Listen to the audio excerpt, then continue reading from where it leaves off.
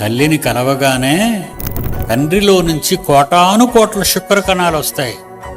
ఆ శుక్రకణాలలో ఒక శుక్రకణం నువ్వు. నిన్ను తీసుకొచ్చినవాడు, నిన్ను గెలిపించినవాడు, నిన్ను తల్లి అండంతో ఫలదీకరణం చెందించినవాడు నువ్వు కాదు, మీ అమ్మ కాదు, మీ నాన్న కాదు, నీ తండ్రి, పరలోకమందున్న తండ్రి.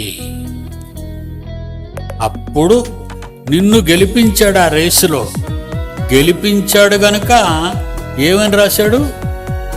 పిల్లలు దేవుడిచ్చు బహుమానములు.